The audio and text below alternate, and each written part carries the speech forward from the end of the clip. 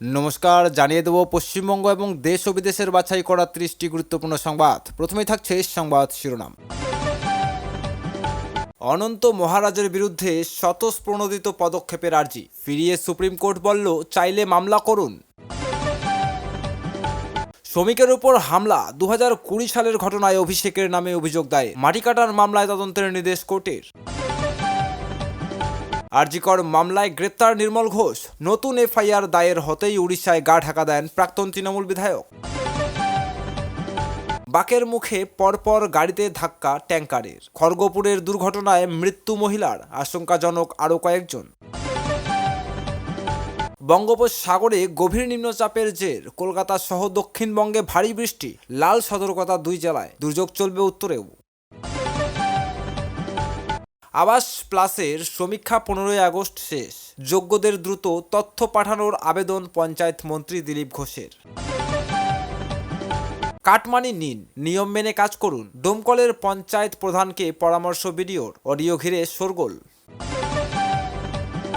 কুণাল ঘোষের বাড়ি ও পার্টি অফিসে হামলা, ঋতব্রত সুদীপের বিরুদ্ধে অভিযোগ করে গ্রেপ্তারের দাবি বিধায়কের।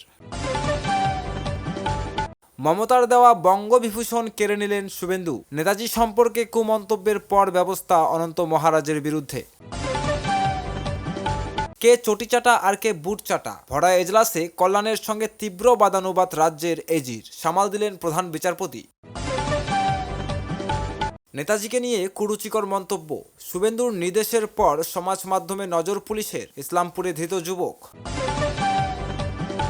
ফের খড়গপুরে আইটিআইতে ছাত্রের মৃত্যু, 4 তলা থেকে পড়ে যান মেকানিক্যাল ইঞ্জিনিয়ারিং পড়ুয়া। বঙ্গবিভূষণ কেড়ে নেওয়ার পরেও নেতাজি নিয়ে মন্তব্যে আফসোস নেই, কি ব্যাখ্যা অনন্ত মহারাজের। কলকাতায় নয়, প্রথম মুখ্যমন্ত্রী হিসেবে স্বাধীনতা দিবসে বাংলার এই গ্রামে তেরঙ্গা ওড়াবেন শুভেন্দু। খাস কলকাতায় ভাঙা হলো নেতাজি মূর্তির হাত, নেপথ্যে কারা, দ্রুত অ্যাকশনে বিজেপি নেতৃত্ব। হাইকোর্টে অস্বস্তি বাড়ল টুলুর, পাথর সম্রাটের মামলা ফিরিয়ে দিলেন বিচারপতি কৌশিক চন্দ। কাজ ঢের, কর্মী কম, আবাস যোজনায় সমীক্ষার মেয়াদ 15 দিন বাড়ালেন মন্ত্রী দিলীপ। তৃণমূল জামানায় রকেটের গতিতে উত্থান, দীর্ঘদিন আত্মগোপনের পর গ্রেপ্তার তৃণমূল নেতা। মহিলাদের বছরে 50,000, নির্বাচনের মুখে যোগী রাজ্যে নয়া প্রকল্প, ভোট কেনার চেষ্টা, তোপ অখিলেশের। লাল সন্ত্রাস অতীত, বন্দুক ফেলে র্যাম্প কাঁপাচ্ছেন প্রাক্তন মাওবাদীরা, ভিডিও ভাইরাল। কর্পোরেট সংস্থার চাপে আছেন, প্যাকেটজাত খাদ্যপণ্যের সতর্কবার্তার মামলায় কেন্দ্রকে বলল সুপ্রিম কোর্ট। বিধানসভা অভিযানের জের ঝাড়খণ্ডে, 600 আন্দোলনকারীর বিরুদ্ধে মামলা, অনশনের হুমকি প্রাক্তন মুখ্যমন্ত্রীর। গাঁজা খেয়ে চালকের আসনে এয়ার ইন্ডিয়ার পাইলট, ডোপ টেস্টের নিয়মবিধি পর্যালোচনার নির্দেশ কেন্দ্রের। সুপ্রিয় বন্ধুরা, এতক্ষণ শুনছিলেন সংবাদ শিরোনাম, এখন হবে বিস্তারিত। তার আগে আপনারা কে কোথা থেকে আমাদের ভিডিওটি দেখছেন আমাদের কমেন্ট করে অবশ্যই জানান, আর চ্যানেলটিতে নতুন হয়ে থাকলে চ্যানেলটিকে সাবস্ক্রাইব করে পাশে থাকা বেল আইকনটি প্রেস করে দেন এরকমই নিত্য নতুন আপডেট সবার আগে পেতে। অনন্ত মহারাজের বিরুদ্ধে স্বতঃপ্রণোদিত পদক্ষেপের আর্জি ফিরিয়ে সুপ্রিম কোর্ট বলল, চাইলে মামলা করুন। নেতাজি সুভাষচন্দ্র বসুর প্রসঙ্গে সংসদ অনন্ত মহারাজের সাম্প্রতিক মন্তব্য ঘিরে বিতর্ক দানা বেঁধেছে। এবার ওই মন্তব্যের কারণে সংসদের বিরুদ্ধে স্বতঃপ্রণোদিত পদক্ষেপের আর্জি জানানো হলো সুপ্রিম কোর্টে, যদিও সেই আর্জি ফিরিয়ে দিয়েছে শীর্ষ আদালতের প্রধান বিচারপতি সূর্যকান্তের বেঞ্চ। প্রধান বিচারপতির পর্যবেক্ষণ, আদালতকে স্বতঃপ্রণোদিত পদক্ষেপের জন্য কেন বলা হচ্ছে, কেউ চাইলে নিজেই মামলা করতে পারেন। রাজ্যসভার বিজেপি সাংসদ নগেন রায় ওরফে অনন্ত মহারাজ সম্প্রতি নেতাজিকে নিয়ে বেশ কিছু বিতর্কিত মন্তব্য করেন। তা নিয়ে বৃহস্পতিবার সুপ্রিম কোর্টের দৃষ্টি আকর্ষণ করেন আইনজীবী। প্রধান বিচারপতি কান্তের এজলাসে ওই আইনজীবী জানান, নেতাজির বিরুদ্ধে অবমাননাকর মন্তব্য করেছেন অনন্ত মহারাজ। এটি একটি দুর্ভাগ্যজনক ঘটনা, এই বিষয়ে আদালতের স্বতঃপ্রণোদিত পদক্ষেপ করা দরকার। আইনজীবীর কথা শুনে প্রধান বিচারপতির প্রশ্ন, আদালতকে স্বতঃপ্রণোদিত পদক্ষেপ করতে কেন বলেছেন? আপনি নিজে মামলা দায়ের করতে পারছেন না? কোন ক্ষেত্রে আদালত স্বতঃপ্রণোদিত পদক্ষেপ করে সেই বিবরণও দেন প্রধান বিচারপতি কান্ত। তিনি জানান, কোনো নির্দিষ্ট ক্ষেত্রে গুরুতর কোনো কারণ থাকলে তবে স্বতঃপ্রণোদিত পদক্ষেপ করা হয়। উদাহরণ হিসেবে পরিবেশ এবং অরণ্যের প্রসঙ্গ তুলে ধরেন প্রধান বিচারপতি কান্ত। বলেন, পরিবেশ বা অরণ্যের ক্ষেত্রে তারা তো আর কথা বলবে না, সেটা আমাদেরই খেয়াল রাখতে হবে। তাই আমরা পদক্ষেপ করেছি। একই সঙ্গে প্রান্তিক জনগোষ্ঠী কিংবা অর্থনৈতিকভাবে পিছিয়ে পড়া শ্রেণীর কথাও তুলে ধরেন তিনি। প্রধান বিচারপতি জানান, একজন 83 বছর বয়সী মহিলা এবং তার অন্ধ ছেলের ক্ষেত্রে আমাদের স্বতঃস্ফূর্ত পদক্ষেপ করতে হয়েছিল, কারণ আমরা পদক্ষেপ না করলে তাদের দেখাশোনা কে করবে। কিন্তু এক্ষেত্রে তো একজন যোগ্য আইনজীবী আছেন। শ্রমিকের উপর হামলা, 2020 সালের ঘটনায় অভিষেকের নামে অভিযোগ দায়ের। মাটি কাটার মামলায় তদন্তের নির্দেশ কোর্টের। অভিষেক বন্দ্যোপাধ্যায়কে ঘিরে বিতর্ক পিছু রাখতে ছাড়ছে না। আবার জোড়া অভিযোগের নাম জড়ালো তৃণমূল সংসদের। রাজ্য বিজেপির সভাপতি শ্রমিক ভট্টাচার্যের উপর হামলার অভিযোগ তুলে দক্ষিণ 24 পরগনার ডায়মন্ড হারবার থানার দ্বারস্থ অভিজিৎ দাস ওরফে ববি। 2020 সালের একটি ঘটনার প্রেক্ষিতে এই অভিযোগ। অন্যদিকে নদিয়া এবং মুর্শিদাবাদে বিঘার পর বিঘা সরকারি জমি থেকে মাটি কেটে বিক্রির অভিযোগে অভিষেক সহ 30 জনের বিরুদ্ধে দায়ের হওয়া মামলায় তদন্তের নির্দেশ দিল কৃষ্ণনগরের আদালত। বিচারক তরুণ মণ্ডল জানান, পুলিশকে এই ঘটনার পূর্ণাঙ্গ তদন্ত করতে হবে। ডায়মন্ড হারবার থানার আইসিকে 10 পাতার চিঠি লিখে অভিযোগ জানিয়েছেন ববি। তার দাবি, 2020 সালের 6 অক্টোবর ডায়মন্ড হারবার যাওয়ার পথে শ্রমিক এবং তার সহযোগীদের উপর হামলা চালানো হয়। পরিকল্পনা করেই হামলা চালানো হয়েছিল বলে অভিযোগ। ববির দাবি, ডায়মন্ড হারবারের সাংসদ অভিষেক বন্দ্যোপাধ্যায়ের নির্দেশেই এই হামলা চালানো হয়েছিল। অভিযোগপত্রে তার অনুগামীদের গুন্ডা বাহিনী বলে উল্লেখ করেছেন ববি। অভিযোগপত্রে অভিষেক ছাড়াও জাহাঙ্গীর খান, সুমিত রায়, গৌতম অধিকারী, শামীম আহমেদ সহ আরও 78 জনের বিরুদ্ধে অভিযোগ করেছেন তিনি। ববি জানিয়েছেন, ঘটনাটি ঘটেছিল স্রোতের পোল এলাকায়। তবে ঘটনার সময় তিনি শ্রমিকের গাড়িতে উপস্থিত ছিলেন না। ঘটনার প্রত্যক্ষদর্শীও নন। খবর পেয়ে ঘটনাস্থলে যান। পরে বিষ্ণুপুর থানায় জানানো হয়, ববির অভিযোগ, সে সময় পুলিশ এ ব্যাপারে কোনো পদক্ষেপ করেনি। অভিযোগপত্রের প্রতিলিপি ডায়মন্ড হারবার পুলিশ জেলার সুপারকেও পাঠিয়েছেন ববি। তার অনুরোধ, অভিযোগের গুরুত্ব বুঝে উপযুক্ত পদক্ষেপ করা হোক। অন্যদিকে সরকারি জমির মাটি কেটে বেআইনিভাবে বিক্রি করে কোটি কোটি টাকা আদায়ের অভিযোগ উঠেছে অভিষেকের বিরুদ্ধে। কৃষ্ণনগর আদালত সূত্রের খবর, গত 15 জুলাই কালীগঞ্জের বাসিন্দা বাপন ঘোষ আদালতে একটি মামলা দায়ের করেন। মামলাকারীর অভিযোগ, 2016 সাল থেকে নদিয়ায় কালীগঞ্জ ব্লক এবং মুর্শিদাবাদের শক্তিপুর এলাকা জুড়ে ছড়িয়ে থাকা প্রায় 33,000 বিঘা সরকারি ও ভেস্টেড জমির মাটি কেটে বেআইনিভাবে বিক্রি করা হয়েছে। শুধু মাটি নয়, সরকারি জমিতে থাকা প্রচুর মূল্যবান গাছ কেটে ফেলা হয়েছে বলেও অভিযোগ। অভিযোগকারীর দাবি, এই পুরো ঘটনার নেপথ্যে অভিষেকের প্রত্যক্ষ ভূমিকা এবং মদত রয়েছে। বেআইনিভাবে মাটি ও গাছ বিক্রি করে বিপুল অঙ্কের অর্থ আদায়ের অভিযোগ উঠেছে। অভিষেক ছাড়াও এই মামলায় নাম জড়িয়েছে কালীগঞ্জের বর্তমান তৃণমূল বিধায়ক আলিফা আহমেদ এবং প্রাক্তন তৃণমূল বিধায়ক হাসানুজ্জামান শেখেরও। মোট 30 জনের নামে অভিযোগ করে মামলা দায়ের করেন মামলাকারী। তার আইনজীবী শীর্ষেন্দু দাস জানান, দিনের পর দিন ধরে বেআইনিভাবে মাটি ও গাছ কাটা নিয়ে বন দপ্তর এবং স্থানীয় পুলিশ প্রশাসনের কাছে লিখিত আবেদন জানানো সত্ত্বেও কোনো পদক্ষেপ করা হয়নি। উল্টে মামলাকারীকে প্রাণনাশের হুমকি দেওয়া হয়েছে বলে অভিযোগ। সমস্ত নথি ও যুক্তি পর্যালোচনার পরেই আদালত এবং ঘটনার সত্যতা যাচাইয়ে পুলিশ তদন্তের নির্দেশ দিয়েছে। বাপনের কথায়, দীর্ঘদিন ধরে সরকারি জমি উদ্ধার এবং পরিবেশ রক্ষায় লড়ছি। অবশেষে বিচার ব্যবস্থার উপর ভরসা ফিরে পেলাম। যদিও এই মামলাকে পুরোপুরি রাজনৈতিক উদ্দেশ্য প্রণোদিত এবং দলের ভাবমূর্তি ক্ষুণ্ণ করার চক্রান্ত বলে দাবি আলিফার। ঘটনাকে কেন্দ্র করে রাজনৈতিক তরজা শুরু হয়েছে।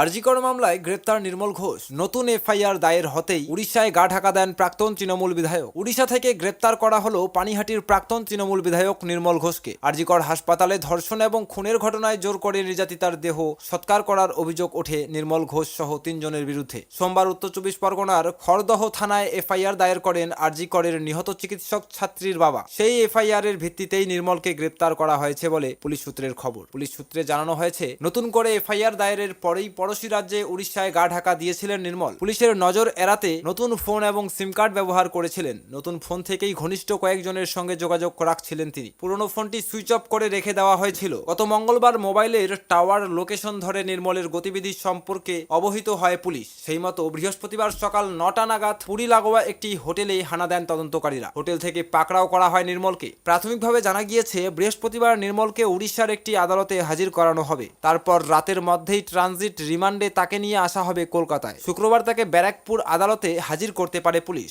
নির্মলের গ্রেপ্তারি প্রসঙ্গে রাজ্যের স্বাস্থ্যমন্ত্রী শরদত্ত মুখোপাধ্যায় বলেন, পুলিশ এবং প্রশাসনকে সাধুবাদ জানাই। আমি একটু দুঃখিত এই কারণে যে এতদিন নির্মল ঘোষ খুল্লা ঘুরে বেড়াচ্ছিলেন কিভাবে। রবিবার ছিল আরজিকরের ধর্ষিত এবং মৃত চিকিৎসক ছাত্রীর দ্বিতীয় মৃত্যুবার্ষিকী। সেই দিন উত্তর 24 পরগনার পানিহাটিতে স্মরণ সভায় উপস্থিত ছিলেন মুখ্যমন্ত্রী শুভেন্দু অধিকারী। পানিহাটির শ্মশান ঘাটে ওই দিন ঠিক কি ঘটেছিল সেই বিষয়ে খতিয়ে দেখার জন্য ব্যারাকপুর ব্যারাকপুর পুলিশ কমিশনারেটকে নির্দেশ দেন তিনি। তারপরেই সোমবার পানিহাটির তৎকালীন বিধায়ক নির্মল মৃতার বাড়ির এলাকার পুরো প্রতিনিধি সোমনাথ দে এবং প্রতিবেশী সঞ্জীব মুখোপাধ্যায়ের বিরুদ্ধে এফআইআর দায়ের হয়। বাকের মুখে পরপর গাড়িতে ধাক্কা ট্যাঙ্কারের। খড়গপুরে দুর্ঘটনায় মৃত্যু মহিলার, আশঙ্কাজনক আরো কয়েকজন। বাকের মুখে পরপর দুটি মারুতি গাড়িতে ধাক্কা ট্যাঙ্কারের। ধাক্কার অভিঘাত এতটাই ছিল যে গাড়ি দুটি দুমড়ে মুচড়ে যায়। ঘটনাটি ঘটেছে পশ্চিম মেদিনীপুরের খড়গপুর থানার মাতপুর এলাকায়। দুর্ঘটনায় এখনো পর্যন্ত একজন মহিলার মৃত্যু হয়েছে, আহত 15 জন। তাদের মধ্যে কয়েকজনের অবস্থা আশঙ্কাজনক। পুলিশ সূত্রের খবর, বৃহস্পতিবার সকালে মাতপুর এলাকায় রাস্তার এক বাকে ওই দুটি গাড়ি দুর্ঘটনার কবলে পড়ে। গাড়ি দুটি খড়গপুরের দিকে যাচ্ছিল। বাকের মুখে খড়গপুর থেকে কলকাতাগামী একটি ট্যাঙ্কার পরপর ওই গাড়ি দুটিকে ধাক্কা মারে। ধাক্কা লাগার সঙ্গে সঙ্গে রাস্তার অন্য পাশে ছিটকে যায় গাড়ি দুটি। ঘটনার পর পালিয়ে যান ট্যাঙ্কারের চালক। দুর্ঘটনার পর উদ্ধার কাজে হাত লাগান স্থানীয়রা। খবর দেওয়া হয় পুলিশকে। পুলিশ এসে গাড়ি থেকে এক মহিলার দেহ উদ্ধার করে। মৃতার নাম লতিকা দলসিংহ। তার বাড়ি ঝাড়গ্রামের লালগড় থানার পাথরগেরিয়ায়। দুর্ঘটনায় কয়েকজন আহত হয়েছেন। তাদের উদ্ধার করে মেদিনীপুর মেডিকেল কলেজে ভর্তি করানো হয়েছে। বঙ্গোপসাগরে গভীর নিম্নচাপের জের। কলকাতা সহ দক্ষিণবঙ্গে ভারী বৃষ্টি, লাল সতর্কতা 2 জেলায়। দুর্যোগ চলবে উত্তরেও। বঙ্গোপসাগরে নিম্নচাপের জেরে আগামী 2 দিন ঝড় বৃষ্টি চলবে দক্ষিণবঙ্গে। কলকাতা সহ সব জেলায় ভারী বৃষ্টির সতর্কতা জারি করা হয়েছে। 70 থেকে 110 মিলিমিটার বৃষ্টির সঙ্গে 30 থেকে 40 কিলোমিটার বেগে ঝড়ের পূর্বাভাস দেওয়া হয়েছে। তবে দক্ষিণের 7 জেলায় অতি ভারী বৃষ্টি হতে পারে। লাল সতর্কতা জারি করা হয়েছে 2 জেলায়। আবহাওয়া দপ্তরের তথ্য অনুযায়ী পশ্চিম মেদিনীপুর এবং বাঁকুড়ায় অতি ভারী বৃষ্টির সম্ভাবনা রয়েছে। এই 2 জেলায় 200 মিলিমিটারের বেশি বৃষ্টি হতে পারে বলে চূড়ান্ত সতর্কতা জারি করা হয়েছে। অন্যদিকে পূর্ব মেদিনীপুর, ঝাড়গ্রাম, পুরুলিয়া এবং পশ্চিম বর্ধমানে ভারী বৃষ্টির কমলা সতর্কতা দেওয়া হয়েছে। উপকূলবর্তী জেলার মৎস্যজীবীদের আগামী 15ই আগস্ট পর্যন্ত সমুদ্রে যেতে নিষেধ করা হয়েছে। এই সময় সমুদ্রপৃষ্ঠে ঘন্টায় 50 থেকে 70 কিলোমিটার বেগে ঝড়ো হওয়া চলবে। সমুদ্রে জলোচ্ছ্বাস হওয়ার সম্ভাবনা রয়েছে। শুক্রবার পর্যন্ত দক্ষিণবঙ্গের সব জেলায় ঝড় বৃষ্টি পূর্বাভাস রয়েছে। কলকাতায় সারাদিন মেঘলা আকাশ থাকবে। মাঝে মাঝে 2-1 পশলা কখনো মাঝারি বৃষ্টি হতে পারে। শহরে দিনের সর্বনিম্ন তাপমাত্রা 27.1 ডিগ্রি সেলসিয়াস। সর্বোচ্চ তাপমাত্রা থাকবে 32 ডিগ্রির আশেপাশে। বাতাসে আপেক্ষিক আর্দ্রতার সর্বোচ্চ পরিমাণ থাকবে 98%। বুধবার সকাল 6:30 থেকে বৃহস্পতিবার সকাল 6:30 পর্যন্ত শহরে বৃষ্টিপাতের পরিমাণ 29.0 মিলিমিটার। অন্যদিকে উত্তরবঙ্গে দুর্যোগ চলবে বলে জানিয়েছে আবহাওয়া দপ্তর। আগামী 7 দিন পর্যন্ত বেশিরভাগ জেলায় ভারী থেকে অতি ভারী বৃষ্টির সতর্কতা জারি করা হয়েছে। আবাস প্লাসের সমীক্ষা 15ই আগস্ট শেষ। যোগ্যদের দ্রুত তথ্য পাঠানোর আবেদন পঞ্চায়েত মন্ত্রী দিলীপ ঘোষের। পশ্চিমবঙ্গে আবাস প্লাস প্রকল্পের যোগ্য উপভোক্তারা যাতে সমীক্ষার আওতার বাইরে না থাকেন সেজন্য আবেদন জানালেন রাজ্যের পঞ্চায়েত মন্ত্রী দিলীপ ঘোষ। বুধবার প্রকাশিত এক সরকারি বিবৃতিতে তিনি জানান, গত 2.5 মাস ধরে রাজ্যের গ্রাম ও প্রত্যন্ত এলাকাগুলিতে আবাস প্লাসের সমীক্ষার কাজ চলছে। তবে এখনো কোনো যোগ্য পরিবারের সমীক্ষা না হয়ে থাকলে দ্রুত প্রশাসনের নজরে বিষয়টি আনার আবেদন জানিয়েছেন দিলীপ ঘোষ জানিয়েছেন, আগামী 15ই আগস্ট আবাস প্লাসের সমীক্ষার কাজ শেষ হওয়ার কথা। তাই যাদের বাড়িতে এখনো সমীক্ষা হয়নি তাদের আগামী 24 ঘন্টার মধ্যে নিজেদের নাম, গ্রামের নাম, গ্রাম পঞ্চায়েত, ব্লকের নাম এবং মোবাইল নম্বর নির্দিষ্ট ইমেল আইডিতে পাঠাতে হবে। তার দেওয়া ইমেল আইডি dilipghosh64@gmail.com। স্মার্টফোন না থাকলেও পরিবারের সদস্য অথবা আশেপাশের কারোর মোবাইল ব্যবহার করে ইমেল পাঠানো যাবে বলে জানিয়েছেন মন্ত্রী। দিলীপের দাবি, প্রাপ্ত তথ্যের ভিত্তিতে প্রয়োজনীয় ব্যবস্থা নিয়ে সংশ্লিষ্ট বাড়িতে সমীক্ষার জন্য কর্মী পাঠানোর চেষ্টা করা হবে। গত 1 মাস ধরে বিধায়ক, গ্রাম পঞ্চায়েতের প্রধান এবং অন্যান্য জনপ্রতিনিধিদের সঙ্গে যোগাযোগ করে যোগ্য কোনো পরিবার যাতে সমীক্ষার বাইরে না থাকে তা নিশ্চিত করার চেষ্টা করা হয়েছে বলেও জানান তিনি। তবে কোথাও কর্মীরা পৌঁছতে না পারলে সংশ্লিষ্ট পরিবারগুলিকে নিজেদের এই বিষয়টি প্রশাসনের নজরে আনার আহ্বান জানিয়েছেন পঞ্চায়েত মন্ত্রী।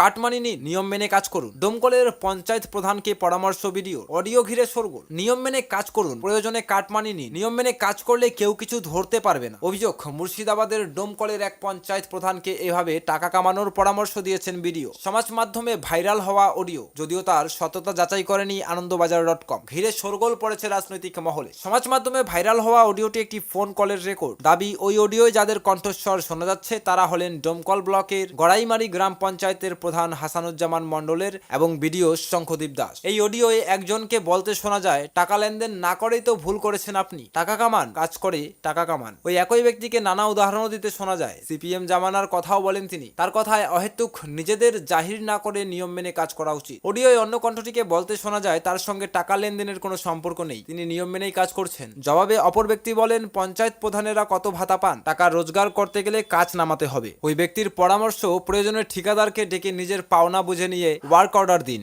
একই সঙ্গে ক্ষমতাসীন দলের স্বার্থ রক্ষা করে এবং প্রশাসনের মুখ রক্ষা করে চলার কথাও বলেন ওই ব্যক্তি। দাবি প্রথম ব্যক্তির কণ্ঠস্বর বিডিও শঙ্খদ্বীপের আর দ্বিতীয় কণ্ঠস্বরটি পঞ্চায়েত প্রধান হাসানুজ্জামানের। তবে এই অডিও কবেকার, কোন প্রেক্ষিতে কথোপকথন তা এখনো স্পষ্ট নয়। ভাইরাল অডিও প্রসঙ্গে শঙ্খদ্বীপের সঙ্গে যোগাযোগ করা হলে তিনি সরাসরি কোনো মন্তব্য করতে চাননি। সরকারি নির্দেশের কথা স্মরণ করিয়ে বিডিও বলেন, সংবাদ মাধ্যমে সরাসরি মন্তব্য করার এখতিয়ার আমার নেই। তবে হাসানুজ্জামানের বিরুদ্ধে অভিযোগ তুলেছেন তিনি। তার কথায় ওই পঞ্চায়েত প্রধানের বিরুদ্ধে ইতিমধ্যেই আর্থিক অনিয়মের অভিযোগ জমা পড়েছে। এক ঠিকাদারের অভিযোগের ভিত্তিতে এবং প্রয়োজনীয় প্রমাণ দেখে আমি নিজে ওই প্রধানের বিরুদ্ধে এফআইআর দায়ের করেছি। শঙ্খদ্বীপের কথায় প্রতিদিন বহু মানুষের সঙ্গে আমার কথা হয়, তাই ক্যাজুয়ালি কি কথা হয়েছে তা হুবহু মনে নেই। অডিওটি আমার হতেও পারে, তবে তা অনেক পুরনো। তার দাবি এফআইআর সংক্রান্ত বিষয় থেকে নজর ঘোরাতেই এই ধরনের কাজ করা হচ্ছে। ভিডিওর দাবি উড়িয়ে দিয়েছেন হাসানুজ্জামান। তার বক্তব্য, নিম্নমানের কাজ হয়েছে তা সত্ত্বেও বিভিন্ন এজেন্সিকে বিল পরিশোধ করে দেওয়ার জন্য ভিডিও আমাকে চাপ দিচ্ছিলেন। উনি নিজের পছন্দ মতো এজেন্সিকে কাজ দেওয়ার জন্য জোরাজুরি করতেন, সরাসরি কাটমানি নেওয়ার প্রস্তাবও দিয়েছিল। আমি সেই সব অনৈতিক প্রস্তাব সম্পূর্ণ প্রত্যাখ্যান করেছি। সেই কারণে আমাকে উদ্দেশ্য প্রণোদিতভাবে ফাঁসানোর চেষ্টা চলছে।